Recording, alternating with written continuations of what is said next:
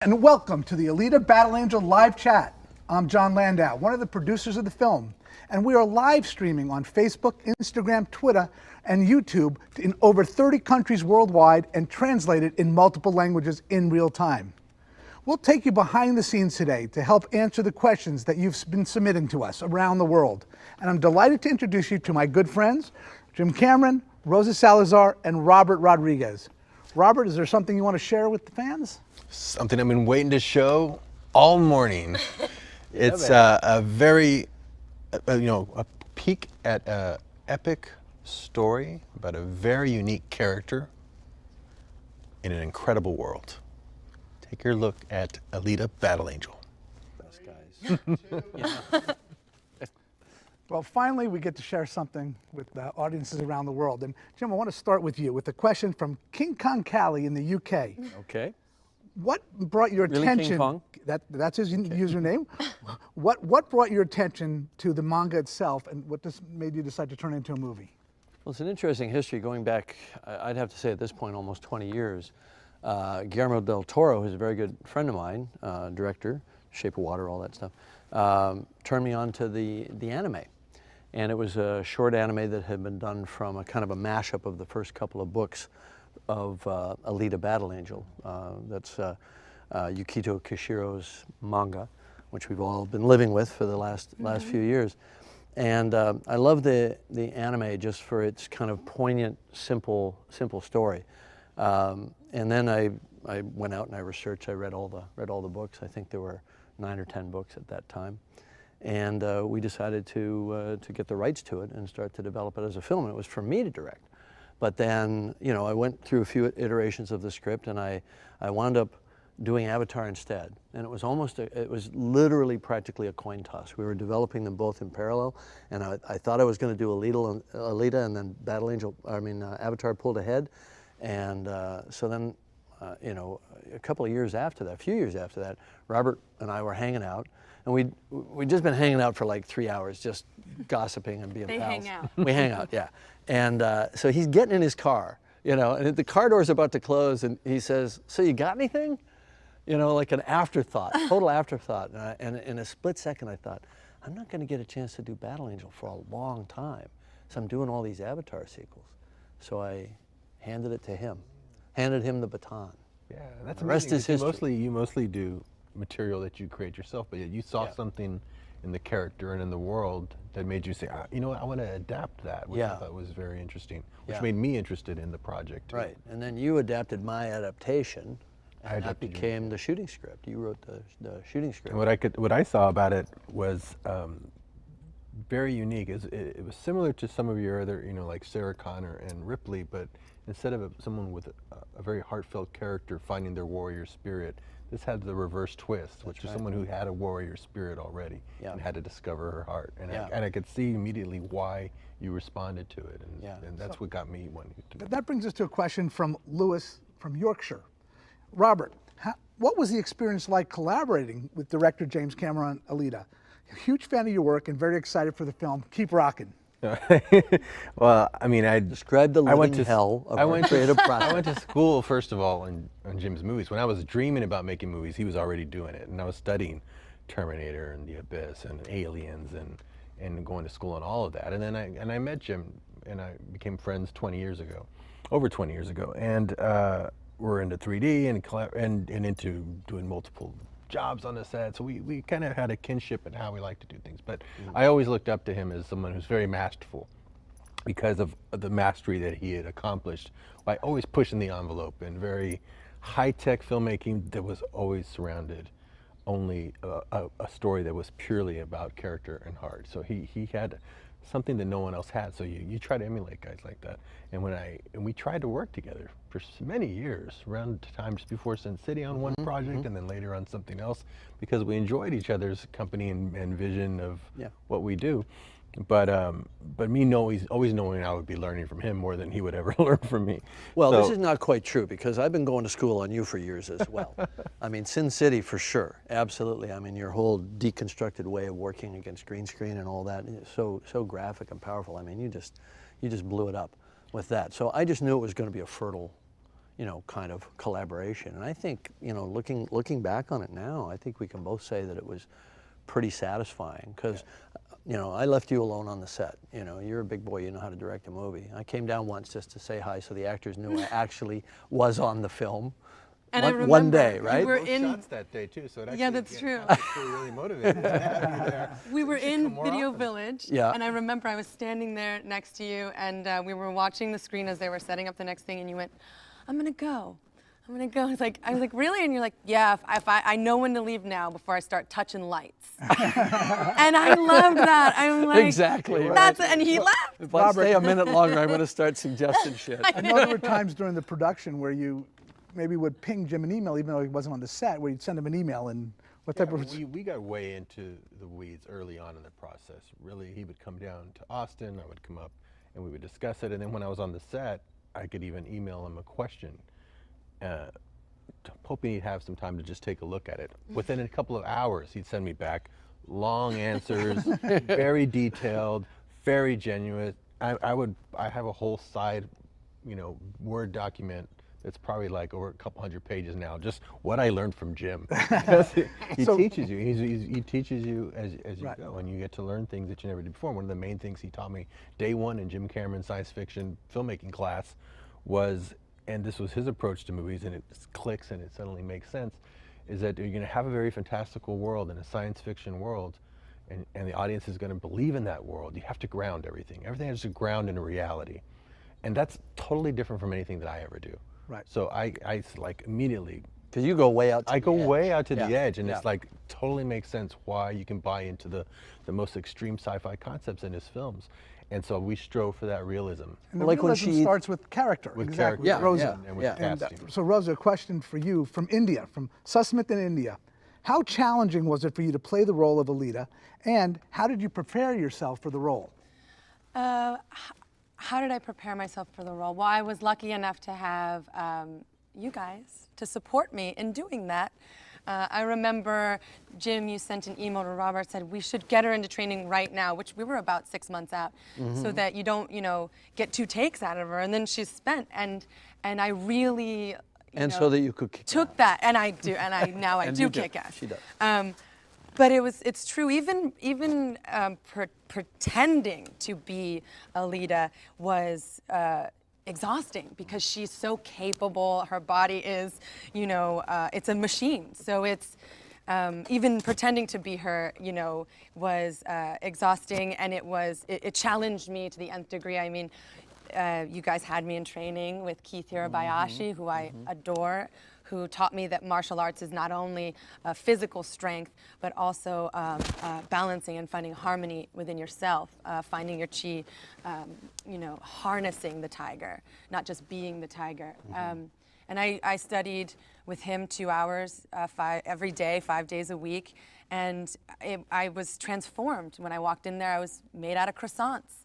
You know, you had a big hand in shaping my diet, which I now carry on. We're still working on that. You know, and it was so helpful that we had the previs, the artwork that you guys put together, so that I could start to understand her movements, and because she has a very unique movement, and the way that she stands, and her physical nature is very, you know, otherworldly.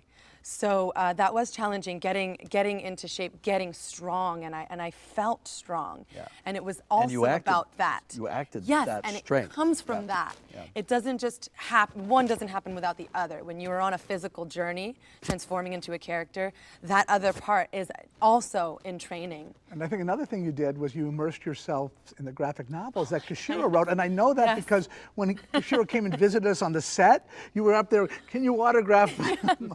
My dog-eared, all of the tabs, stickers, and I had this, you know, your process calls to you every movie you do, every project you do, your process becomes a little different.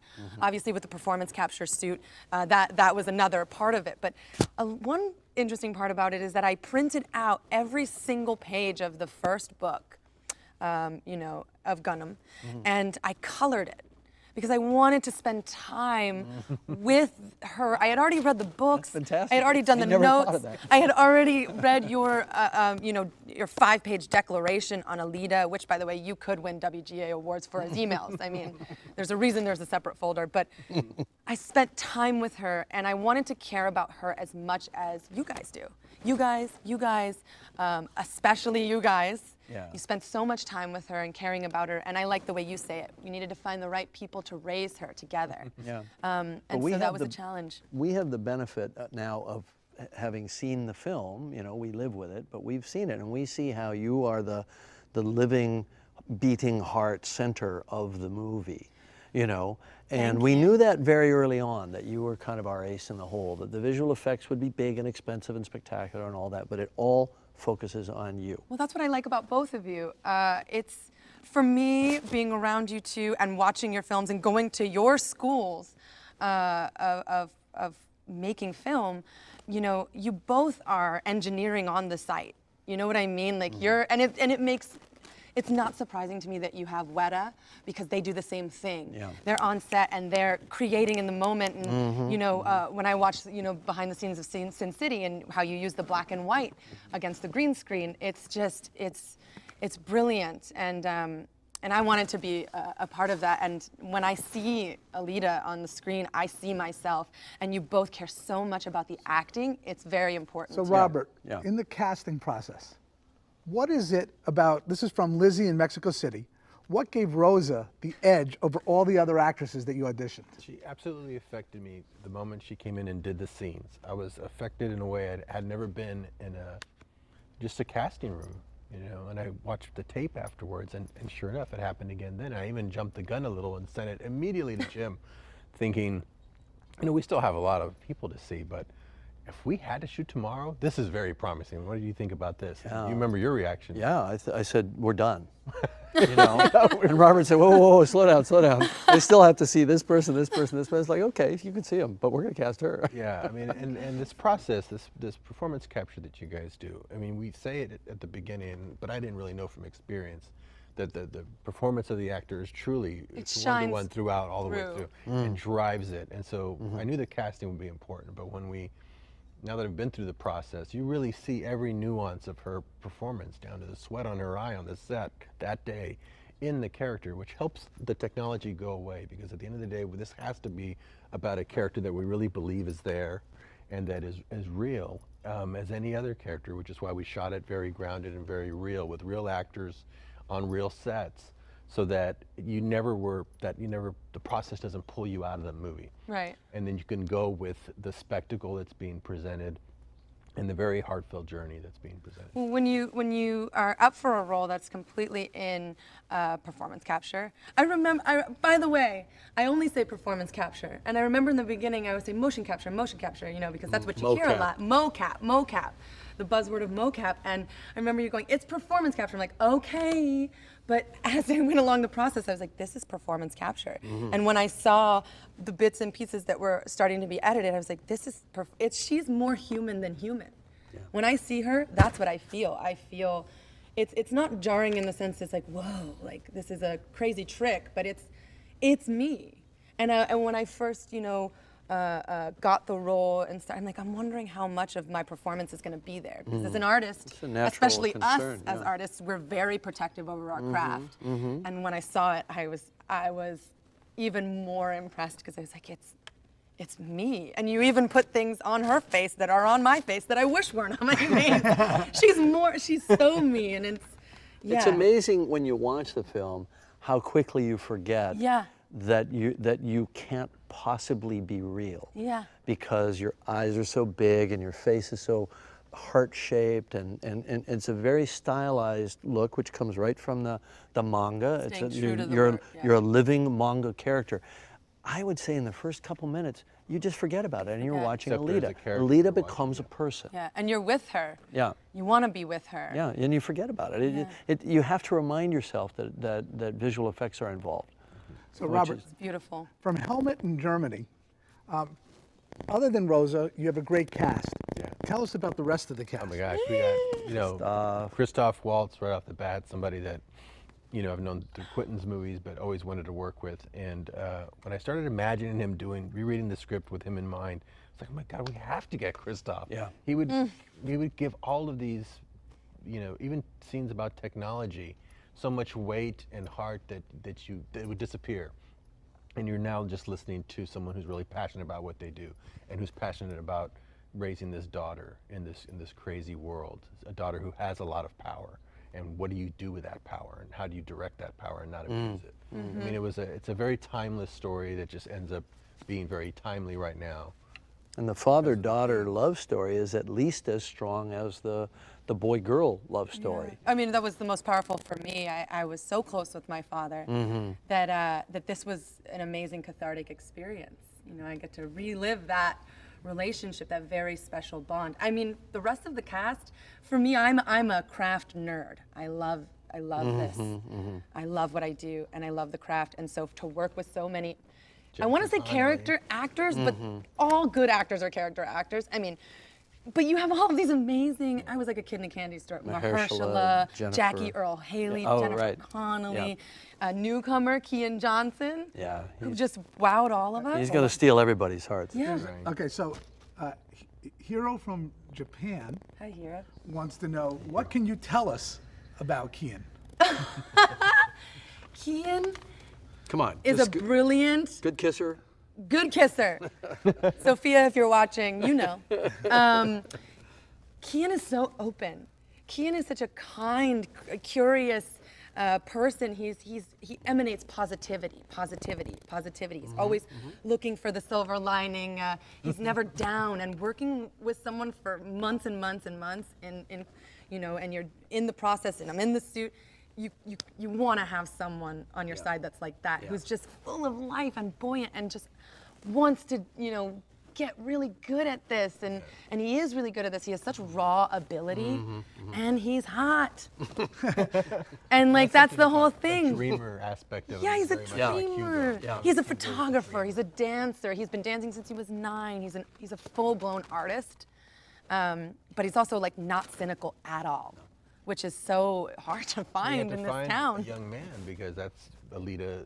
That's the character matched up with the character of Alita. So to find a young man who's that focused and that just sort of pure of heart, yet has a very focused mind. He came from Broadway. I mean, he has a Billy Elliot hard work, Broadway, discipline, work ethic. I was just amazed by the guy, and I knew that he would really deliver for us. Well, we're on Alita's journey, and so we see everything through her big brown eyes. Right. You know, we see the world through her eyes. We see Hugo through her eyes.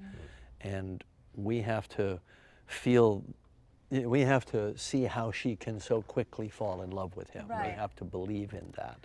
And I think Kian brings that quality. And I remember there was the balance of bad boy versus, you know, vulnerable boy. And he's also a dark character. Yes, and so you had to find that balance, That's right. which is, Yeah. oh my gosh, I don't wish casting on anybody because it seems so hard to me. It's a specific talent. You go for someone who has that heart, because you can find people who have the dark quality. But you can't get the heart. But then you won't feel the heart aspect. So another role that we had to cast on this film that you sometimes don't on your other movies is a composer. And we have a question, Antoine in South Africa. What made you decide on Junkie XL to compose the score? Well, I The name. a lot of times I know, I mean, a lot of times compose my own music, but only because I've run out of money by that point. I've always wanted to hire. You always compose your own music. always This is run the out of first money. time you worked with a composer, right? Sometimes I've worked with some composers before where they've co-composed stuff with me. But this was Junkie. I heard his score for Fury Road. Yeah. We talked about it after we saw Fury Road. We were both blown away by not just George Miller's work, but the music. Propulsive, action, galloping score. But the heart theme of you know, the Sorrows theme was just so fantastic. And I thought he could bring the motorball aspect of Alita. He can bring the battle and the angel, you know, to this. Yes. So I met with him and we got along great. He's got such a great ear and just knows how to construct music that can just both drive a sequence and yet have you dream about a character and a world. Must be tough Just for with a him few working notes. with a director who's also a composer composer, yeah. and musician, and I think it's easier because you speak that language too. I mean, Right. and you don't really even need to, you know, you don't have to be a composer to talk to another composer. You're just talking purely about story. Yeah. But you can then talk about what kind of chord structure we're looking at, what kind of musicality we're looking for, what kind of simplicity in its themes are we looking for, so that they can come together. Because you've done the job. You've had to string a movie together and make it feel like a cohesive whole with notes. And but I tend to let him write, and then I just respond. And my response is usually picking my jaw up off the And Alita's theme, when we hear it, when It's so beautiful. in that the theme. clips we showed, Yeah. and you hear Alita's theme in this very, very profound moment. It's made the hair on my neck stand up. It was so brilliant, and it made me think this is Alita. Yeah. Like it really did. So beyond that, though, there's a whole world to Alita, and we have a question from Philippe in France. Jim, could you tell us more about? Bonjour, Philippe. Can you tell us more about the mythology of Alita? Well, Alita is a story that takes place in the future of a future. So our future went along technological progression up to a point, and then it went off a cliff in what's called the Fall, which is an apocalypse that basically devastated the Earth's population, and the survivors kind of collapsed to the one remaining city, the one remaining sky city of Zalem. And so hopefully, if this film makes money, we'll go on and we'll continue the story. And the story plays out across a number of, as Jackie Earle Haley's character says, worlds above worlds above worlds. And so you have the underworld, where his character's from, and then you have the world of Iron City, which is on the ground, and then you've got the world of Zalem, which is the shining city in the sky that everybody wants to get to. So if you thought of it as the movie takes place in Tijuana and you're looking over the border at the skyscrapers of San Diego the entire time, wondering what's there in the promised land. That's right. That's what this film is about. That's what Hugo's dream is, to go to Zalem. Then above Zalem, there are other worlds above that as well, which we won't discuss until we get down the line. If we're so lucky as to make another one. Such an expansive universe that they could go on. It's a big universe. Yeah. Almost as much as the Avatars. Yeah, actually, Maybe. bigger in a way, because it's really an interplanetary story. right. Ultimately, and That's what I love about Jim. He was saying, did I ever tell you about this other trilogy I came up with for the other planet? He started going, he goes, hey, we can go real deep on this. yeah, I'm we like, can. Wow. Yeah, it just kind of opens up in If you've kind of ever fractal read the detail. books, right? you're like, it goes on. And you can't explain what happens in last order. No. It's like, nanobots, she's a butterfly, just chill. You don't know. You don't know. You don't know. It's just cool and beautiful. Yes, yes. I mean, the thing about the books is that they're fresh, they're imaginative, they're cutting edge, they're beautiful, they're horrifying. Yeah, oh I mean, God, they're terrifying. You know, we can't go quite as far down that path in a PG-13 film as Kashiro goes. Yeah. You know, but we can allude to it. Yeah. But one of the great things too, one of my big thrills was when Kashiro came to visit the set. Yeah. And you know, he's a man of very few spoken words, incredible on the written page. And to see the smile on his face when he walked into Iron City, the world that he created, and how you guys in the designs held true to that on the page. And he did a wonderful message, Jim, that Robert Rose and I shared at Comic-Con on Friday, where he talked about how thrilled he was with everything he's seen. And I think To see his character brought to life, Yeah. Right. you know. No one ever shows up Done on a set justice. at a good time, right? You know, when people visit the set, it's always like a close-up of a teacup or something. He showed up right when there's a moment in the trailer that we just saw where she gets angry with Ito and smashes the table. He was there right when we shot that, so I was like, what the? And it's a frame Watch from the the book. You could actually frame from find the that book frame and- Yes, in the- I know. I colored it. Yeah. And when he walked in, I remember I ran right up to him and I wrapped my arms around his neck, and he was like, Alita. He was like, this is her, because that's her. She's just like, hi. Yeah. You know, she's this, but she's also this, but she's Well, also see, this this. is the arc that you had to create, because as she recovers a sense of who she was and she gathers information about who she used to be, she goes from this carefree, very young, very doll-like open, girl, yeah. curious, and loving spirit Yes. to something quite a bit darker. Yes. And she has to wrestle with that. She has to wrestle with the demon of her past. And I think that's what's amazing about the journey. And it also, the father-daughter love story, it's also very much, I think, about female empowerment and the difficulty of a father letting go of a daughter and letting her be who she is going to be, regardless of what that is. It has to be her vision of and her life. she's going to be She's gonna who do she it. wants to be, who Yeah. she's meant to be. Yeah. I mean, you don't get to play those roles all the time as a woman, and it was such a, I mean, but it's as universal to all people. I mean, we all feel insignificant. We can all feel like, you know, we don't have the ability to change anything. We can Right. all feel powerless. But I think what's beautiful about this story is that she goes on this journey and she discovers that she does have, and I think that that's the theme, you know, like we all have that ability. When we dig deep and we search within, we all have the ability to change our circumstances Yeah. and possibly the circumstances for a Of large everybody, group of right, people. right. So, See, yeah. not only does she discover her power, which is vast, Oh, yeah. but she discovers her morality and her humanity, Humility, yes. and her humility as well. And her heart. Yeah. So- And her heart's so heartbreak- beautiful. Yeah, it's just like, yeah. She even shows it to us. Yeah, she said, here it is, and that's, you know, that's very me, and so for you guys to pick up on that just from the room was yeah, I am very much. So in terms of that playing way. this character, fan site from Brazil wants to know, Brazil. what was the hardest scene in the film for you to do? I mean, they were all brilliant, and even if they were challenging, I was pinching myself the whole time. We always joke, we're not gonna have anything left to I pinch. know, it's like for 3 years. It's all straight, red I'm right pinching there. our- I guess the hardest scene for me, there were two. One is emotional, one is physical. You know, I'm not Alita. I am Alita, but in my real life, you know, I'm not as. How could you possibly as strong Nobody as could be as her? strong as You know, her, no right. one can be. That's kind of the point. But there's a moment. This is the physical moment where she's, you know, she has to carry a whole body, and we had a full replica of that body, and Alita goes from a lot of down positions to straight up positions, and you know, I got my squats in on that one. Yeah, you did. And I pick up a whole body, and I'm like, oh my God, I'm picking up this whole body. We'll just do it's- a clip. You know, we'll do the Yeah. Alita Buns of Steel workout. That's right. Down, pick up the body, up, pick up the body, down. But the scene where she leaves in the fit of teenage rage. Yeah. I mean, Fine. it, you know, the thing about my part of the job is that I feel everything.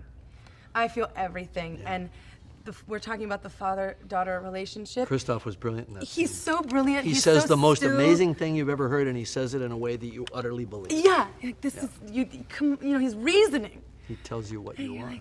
like, he tells me what I am, and I'm just like, I want more. And he's like, you know, the limitations and what we're talking about, becoming yourself and fighting to become yourself. But it's with your father, you know, that relationship is very beautiful when it's beautiful. Yeah. But when you're at odds, there's no one who can, there's nothing more devastating He's than trying that. to hold you back. Yeah, and all you want to do is charge forward. that's right. So you talk about So I cried a lot that day. you talk about teenage rage. That is such a relatable characteristic for everybody. that Oh, we've not gone for me, through. but yeah. No, I'm just kidding. Talk maybe, Jim and Robert, about the relatability of Alita's character, because I That's think what I loved about when I first read Jim's script. I was like, I identify with everyone in this script. I Right. identify with not just Christoph, Christoph's character having a daughter, because I have a daughter the same age, but also the Hugo character. And I identify with Alita, somebody who comes from, you know, some place where they feel like they're insignificant, or this place, I didn't come from the best place, and what can I possibly contribute to the world? And they find their true significance through that. That's a journey everybody can hear. That's a story you should hear today. And so I just found it very relatable, and what Jim made sense. Make it grounded, make it believable. We're gonna have so much flights of fancy throughout the movie. No one will buy it if it's not believable. So through the casting, to the way it's written, through the way the drama plays out, you've got to believe that you're there, and then you'll believe everything. and stick with the story. And Which that's, doesn't sound unique, but it is unique it's when people very think unique. that I way. mean, when you Well, gave it's me a a- 180-page draft that I had to Squeeze shrink down. Yeah. that was what drove it. That's what where the pinpoint. That's what the, I gave you the a spirit novel. was You gonna gave me a script. Jim, not only did you give him a novel, Knew but how you to gave him, focus I it. think, like, how many pages? be in the- 600. Only some of the notes. It's 600 pages. I edited it down from 1,200 to 600. I didn't want to overwhelm him. Just so I could find. No, it's a world. And everything said the same thing. It all pointed towards the story and the characters and the relatability of it, which is essential in science fiction. Now that I've been to the Jim Cameron science fiction film school, that's really makes sense. I wrote up a manual for how to, for like, you know, How to be a How to be a cyborg. cyborg. Like, because one day, you know, I know. you woke up in a machine body. That's right. And it's like, all right, well, how does this work? Everything You know? from how her body works, what her body is made of, how she feels, how she might feel, and to quotes, to a little backstory. I mean, I got I said, does Jim have any notes? I got a 5-page, I call it the 5-page Declaration of Alita, and it was immensely helpful to know what to know what I am. Right. You told me what I am. You're my Ito. Think about, know? you know, when you think about Jim's movies, that's what he does in everything. You know, everything right. is relatable. Everything, no matter how out there the idea is, he finds a way to make it relatable, and that's where I think others can get lost in the You got that. technical You soup. got that because you're right. cutting down 180 pages down to 129 pages, but you kept her eating a piece of chocolate and falling in love with chocolate. Right, right. You kept her eating an orange for the first time and not knowing to take the peel off and getting a look on her face. It told you so much in that one moment. She's never seen an orange. She doesn't know what it's called. Everything is new. Right? And she doesn't know to take the peel off. And even though she has a machine body, she has taste receptors so that when she bites through the orange from the outside, this is in, I'm not giving away a big spoiler here, this is in like minute 2. Her face wrinkles up and you realize, well, she may have a synthetic body, but she's got a human brain, and the technology of the day allows her to have taste receptors and touch receptors and everything else. So she's very, very human. She's right. just kind of alt body. That was the other thing that made it relatable, is that you made sure, because in cyborgs in the Terminator films didn't have human brains. No. So, but in this, cyborgs do, because any advanced AI is outlawed in Iron City. So everyone has a human organic brain, which makes even somebody who is made up of high-tech bodywear is relatable because they have a human brain. And guns are outlawed, which means that everything falls back into a kind of a martial arts kind of you know, metaphor. Combat and they can style, have yeah. swords and they can have other weapons, edge weapons and so on, but no guns. So it's kind of the anti-Terminator movie. That's right. Terminator movies are gun movies. This is the opposite. All right, so we have this relatable character, and a question from Zoe from China. Zoe. What is the one Zoe. area that took the most effort to actually bring Alita to life? The one thing that made Alita the hardest. To bring to bring to the life. hardest thing to bring her to life. Well, what blew me away from the very beginning, when I first asked Jim about this project, and he showed me, you know, behind the curtain, and showed me early art that he did for the version he was going to do back in 2005. You were going to attempt this, Right. Which we barely had the technology Tech to do it now. I know. But Jim was always pushing technology. He knew that the art had to push it. Was the artwork he had, and you saw Alita with the ivory body, and with the anime eyes, and it was just so striking. I thought, we got to do that. If we were going to do that in 2005, we have to do that now. Sure. We've never seen it photoreal before. We've seen manga and anime since Astro Boy in the 30s, but we've never seen it photoreal. It would be such a great journey to take the audience into that world for the very first time. So to nail the look of Alita was the thing that Jim had already gotten really far on back in 2005, and then we just kept building on and constantly refining. And Jim knows eyes better than anyone. What makes them come to life? Just from all the work that we benefited so much from the work you did on Avatar. The irony is we cast I know a young actor with the most amazing, big, brown, beautiful eyes in Hollywood. Thank you. And then we went, we can't have those little tiny eyes. We have to have giant eyes. My mom goes, they look the same. Yeah. I'm like, no. So I enhanced them. I think we have time for one more last question, and I'm going to ask it of each one of you. So we'll start with Rose. It's the same question. Love to know from each one of you, what would you say the film is ultimately about? Well, for me, for my part of it, I would say the film is about looking inward, discovery, and in that being vulnerable enough to do that. I mean, you have to be a brave person to challenge yourself in that way. External things are kind of easy to understand. I mean, it's right there, and there's explanations attached to them. But what's going on inside is the real universe. I mean, the real universe, the real infinity is within. And I would say that it is essentially about people, and in particular one girl who is trying to discover and understand her own infinity. Robert? Beautiful. That was excellent. Oh, we're done. We're done. We're done with that. You know, the character of Alita is fascinating. She doesn't remember a lot coming into the world. She's forgotten a lot due to whatever accident she had gone through. And it shows that you couldn't pretty much get through life not having to remember a whole lot. And if there's one thing you should never forget is your humanity. If that's the one thing you should always hold on to. If you're going to forget anything, don't forget that.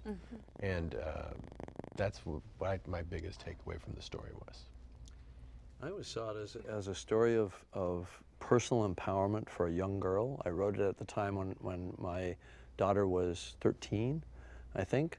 And, you know, I saw it as, you know, women often have a hard time finding their voice in a male-dominated world. Harnessing their power. Yeah, exactly. And learning to trust yourself and have confidence and deal with your own strength. And sometimes that strength can be almost out of control. And find your own kind of moral compass within that, you know, and maintain the relationships with the people around you, even while you're struggling with your own identity. I don't think it's exclusively a female thing. I think every teenager goes through this. It's about teen angst in the sense of, who am I? What's my role in the world? What am I here to do? You know? And why am I here? Yeah, and how much do I have to break away from my parents to become that thing, and how much do I still honor them and what they've given me, you know? So, you know, it's a very human story. It's just told in a very different world with very different kinds of people. But I think, you know, it's about the universe. I think science fiction works best, and you were talking about this before, when, first of all, it's in the details, and secondly, it's about the universality of the kind of experience that people have. And I know we're wrapping up, and I know that was the last question. I just want to say here, in front of the world, the people that are leaning forward. I'll marry you. No, I'm just kidding. I'm married. How proud I am to have gotten to work and play in this creative sandbox with both of you guys. Same with you, my gosh, and you and John. What a dream this has been. And you too, buddy. Well, unfortunately, that is all the time we have for today. Jim needs to get back to the Avatar sequels. Robert needs to get back to finishing the movie so we could share it with everybody who's out there waiting. But I really want to thank Robert, Rosa, Jim for the time. And most importantly, though, I want to thank you, the fans, for tuning in, whichever way you're watching today. It means a lot to us. We cannot wait to share the whole movie with you this December. But before then, let's take one more look at the trailer. Thanks again. Hi guys, it's Vali here. So, keeping with the sci-fi theme, I have some interesting facts from sci-fi movies for you. The unedited original version of Alien had a runtime of around 190 minutes, which was eventually reduced to 117. The Thing had two characters named Mac and Windows. In Gattaca, Uma Thurman's character is called Irene Cassini, named after Italian astronomer Giovanni Domenico Cassini, who discovered the 4 satellites of Saturn, as well as the distance between each of the rings of the planet. What's your favorite sci-fi film? Let me know in the comments below. And remember, we publish new videos every day, so be sure to subscribe for more great content. Bye bye!